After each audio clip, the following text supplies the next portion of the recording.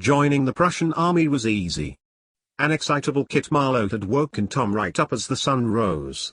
Thrusting bread she had, by all accounts, bought, not purloined, from the inn kitchen, and he had waited as Tom got out of bed, pulling on her boots, before smiling widely, and said, "So, are we going to enlist in the army, then?" And they walked to the already popular recruiting office. Same procedure, different city. What was not so easy was Tom's ability to understand the German language, and doubt planted a seed in her mind that what she was about to do was absolutely crazy. Thankfully, Kit understood, and the recruiting officer's words were translated by Tom's friend, and her replies translated back, although Tom figured that she could have managed without, by observing the sergeant's gesturing, "Sign here, stand there." He was impressed with the rifle, it seemed, but her uniform was not acceptable. The dark-haired, bulky officer pointed to the building behind him, grunting towards it. There was an uneasy eagerness amongst the officers and the new recruits, many of which, though tall and healthy, were very young, and, as she signed a paper with the Westphalian white horse at the top, she began to understand why. The Battle of Jena had forced the Protectorate into French hands, and only 2 years before, the region had just been liberated by the Russians, after it had been governed by Napoleon's brother, Jerome, as king. This had bolstered by the riches of France, had fed its army and saturated Bonaparte's loyal followers with riches looted from houses and people. It had also brought death and theft and rape to the population, who were now almost jittery with eagerness to inflict their anger at 7 years of occupation back upon Bonaparte, and its people were steeled to fight, and also resolved, it seemed, to send even their youngest sons who might be able to handle a weapon. It also was the closest Bonaparte had got to invading Britain, for the Protectorate of Hanover had now had its land returned to it, that is, to him, His Majesty, George III. This land then, shared a king. But it, unfortunately, did not share a language that Tom could understand. When the officer stabbed at the building again, he uttered some more words, which caused Kit to bolt to the brick-built storeroom ahead of many of other recruits, across a sunlit courtyard at the back of the recruiting office.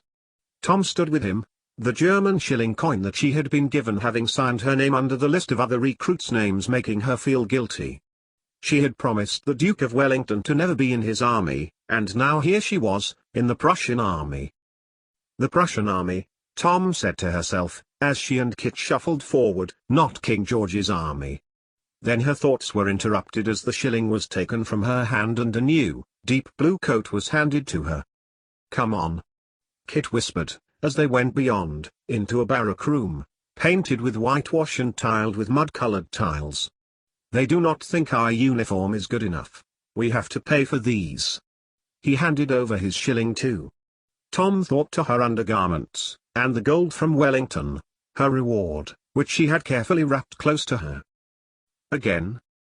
"The uniform has been reissued, to reflect the Protectorate," Kit said, although to Tom it looked little different, and she wondered, as a private collected not just Kit's, but other recruits who had similarly been relieved of their shillings, whether they were about to be taken back to the shop next door to sell to today's new recruits. And, facing the wall, Tom took off the dark blue coat she had bought and pulled on the one with which she had been issued. A corporal showed them where to line up before sprinkling their hair with a foul-smelling powder, to keep away lice, Tom knew, and handed them salt and coal dust, which they were to rub on their teeth. It was a similar approach to cleanliness as in the British regiments. Then, with little drilling, the recruiting sergeant handed the regiment over to a Sergeant Shumister, who informed them they were marching, now, due west to where the rest of the Prussian army were. News had then come to the Through they had lost Linney, but not List Blücher. Prussia's mighty general would be leading his men to meet Bonaparte and would unleash everything. Would the British be there? Tom thought, as her boots trod on the dirt road which as he had crossed by carriage the day before. Wellington was at Brussels, the last time Tom had heard, and that was also west from here. Were many armies gathering because Napoleon would make a stand there, a push to reconquer Europe? "Halt!"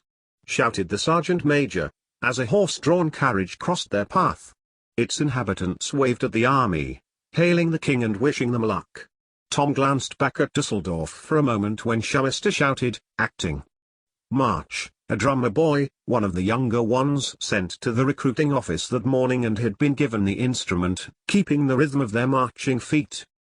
"This is amazing," grinned Kit, excitement radiating from his features, taking life as a game, as usual, but then drew his eyes to the front as a corporal glowered in their direction.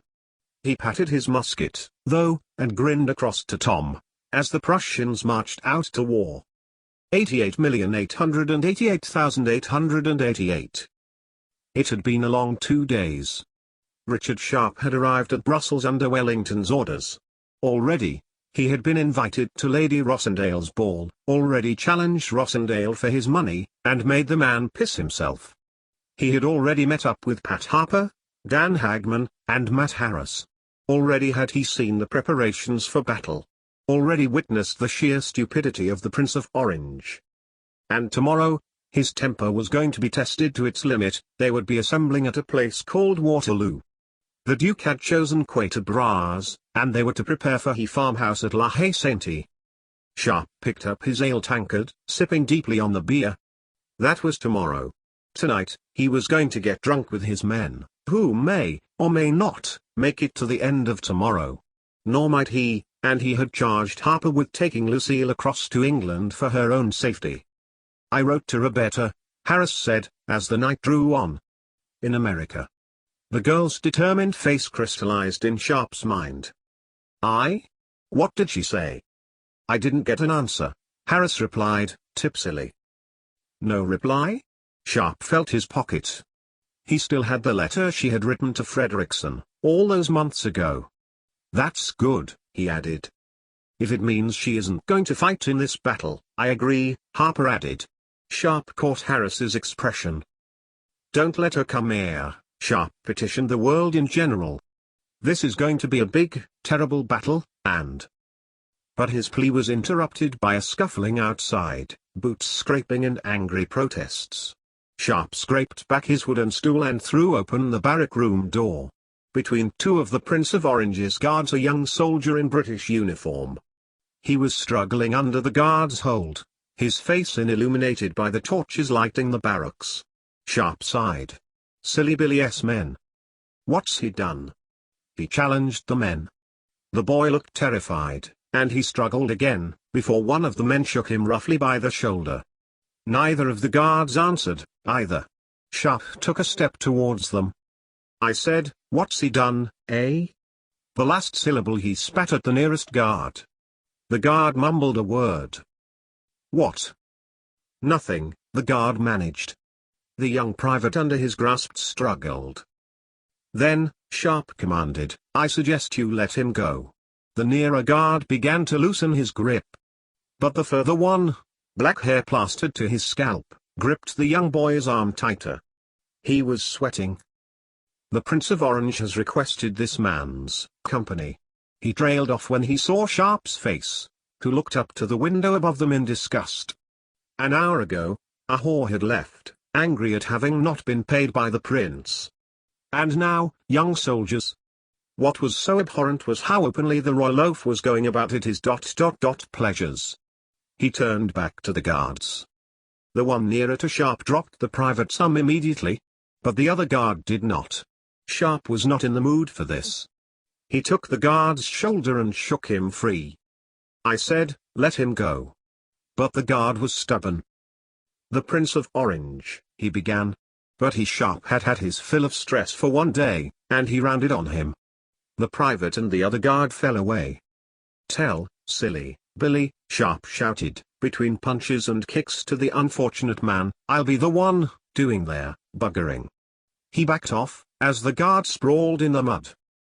And then, as the private hurried back to his barracks, he stepped back towards the barrack room, his men behind him, and drank more ale, wine and whatever else they could find. Because they might never be all together again.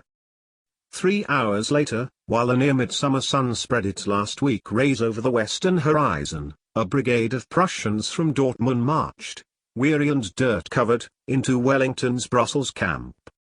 88,888,888. There was a delay to Blücher's march west.